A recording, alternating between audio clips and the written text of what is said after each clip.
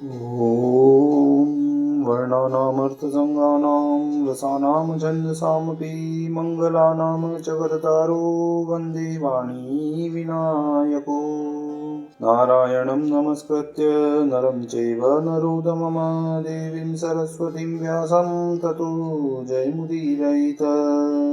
गुरुर्ब्रह्मा गुरुर्विष्णु गुरुर्देवो महेश्वर गुरुर्साक्षात् परब्रह्म तस्मै श्रीगुरुवे नमः।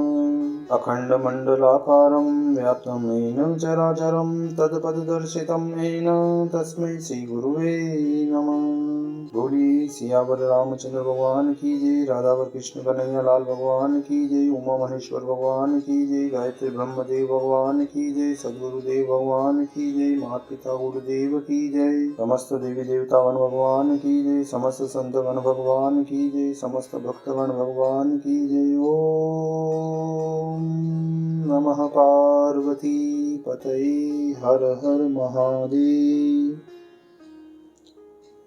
तो मित्रों और आप सभी श्री मार्कंडी पुराण के श्रेष्ठ रसिक जनों, श्रोतागणों, अब तक हमने श्री मार्कंडी पुराण की कथा को नियमित रूप से क्रमबद्ध रूप से श्रवण किया है, कीर्तन किया है, मनन किया है, भजन किया है।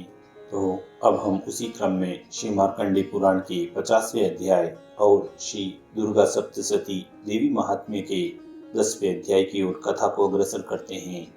आप सभी श्रेष्ठ श्रोतागण रसिक जन भगवान श्री राधा वल्लभ कृष्ण कन्हैया लाल के श्री चरणों में दृढ़ भक्ति रखते हुए कथा का श्रवण करें, कीर्तन करें, मनन करें, भजन करें। बोलिए श्री राधा वल्लभ कृष्ण कन्हैया लाल भगवान की जय। तो श्री ऋषिश्वर कहते हैं कि ध्यान इस प्रकार करना चाहिए कि मैं मस्तक पर अर्धचंद्र धारण करने वाली शिव शक्ति स्वरूपा भगवती कामेश्वरी का हृदय में चिंतन करता हूँ। वे तपाए हुए सुवर्ण के समान सुंदर हैं। सूर्य, चंद्रमा और अग्नि ये तीन ही उनके नेत्र हैं तथा वे अपने मनोहर हाथों में धनुष्मान, अंकुश, पाश और शूल धारण किए हुए हैं। तब वह ऋषिश्वर मेधा कहते हैं कि हे राजन सूरत, अपने प्राणों के समान प्यारे भाई निशुंभ को मारा हुआ देखकर तथा सारी सेना का संहार होता जानकर शुंभ ने कुपित होकर कहा कि अरे हे दुष्ट दुर्गे, तू बल के अभिमान में आकर झूठा मुंह ढका घमंड दिखा रही है। तू बड़ी मनमानी बनी हुई है, किंतु दूसरी स्त्रियों के बल का सहारा लेकर लड़ती हैं। तब वह देवी बोली कि अरे हो दुष्ट, मैं अकेली ही तो हूँ, इस संसार में मेरे सिवा दूसरा कौन है। देख ले, ये मेरी ही विभूतियां हैं, अतः मुझ में ही प्रवेश कर रही हैं। तदंतर ब्राह्मणी आदि समस्त देवियां अंबिका देवी के शरीर में लीन हो गई। उस समय केवल अंबिका देवी ही अकेली रह गई थी। तब वह देवी बोली कि मैं अपनी ऐश्वर्य शक्ति से अनेक रूपों में यहाँ उपस्थित हुई थी। उन सब रूपों को मैंने समेट लिया, अब अकेली ही युद्ध में खड़ी हूँ, तुम भी स्थिर हो जाओ। तब ऋषिश्वर ने उन राजन को कहा कि तदंतर देवी और शुंभ दोनों में सब देवताओं तथा दानवों के देखते देखते भयंकर युद्ध छिड़ गया।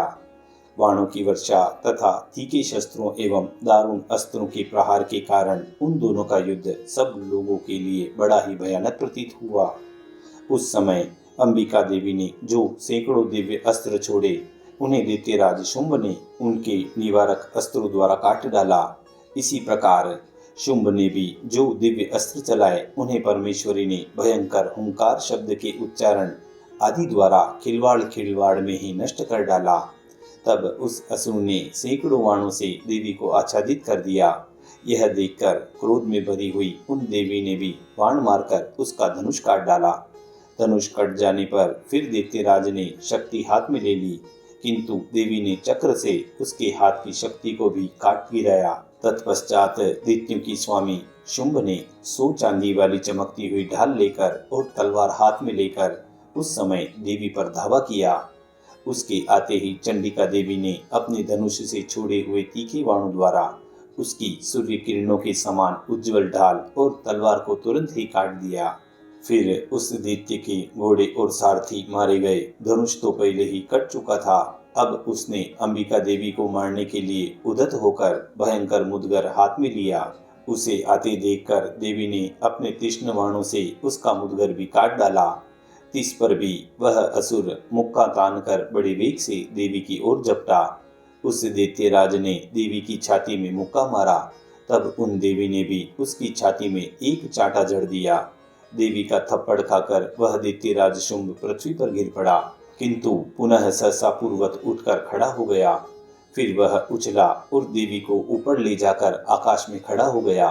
तब चंडिका आकाश में भी बिना किसी आधार के ही शुंभ के साथ युद्ध करने लगी। उस समय दैत्य और चंडिका देवी आकाश में ही एक दूसरे से लड़ने लगे। उनका वह युद्ध पहले सिद्ध और मुनियों को विस्मय में डालने वाला हुआ। फिर अंबिका देवी ने शुंभ के साथ बहुत देर तक युद्ध करने के पश्चात उसे उठाकर घुमाया और पृथ्वी पर पटक दिया। पटके जाने पर पृथ्वी पर आने के बाद वह दुष्टात्मा दैत्य पुनः चंडिका देवी का वध करने के लिए उनकी ओर बड़े वेग से दौड़ा।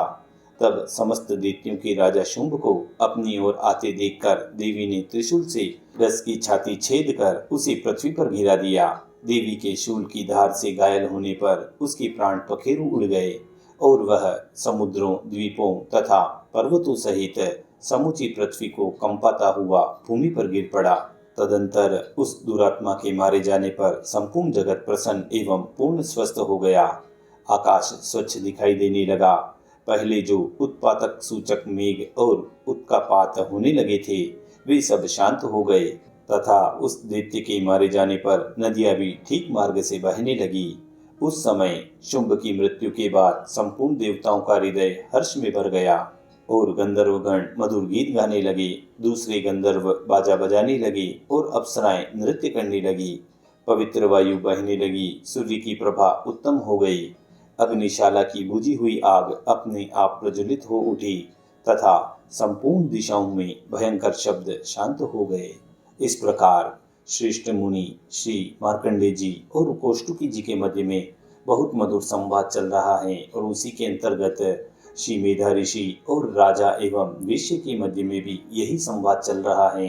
तो इसी संवाद में इस मार्कंडेय पुराण के 50वें अध्याय और देवी महात्म्य दुर्गा सप्तशती के 10वें अध्याय की यहाँ पूर्णता व समाप्ति होती है। बोलिए श्री कृष्ण कन्हैया लाल भगवान की जय।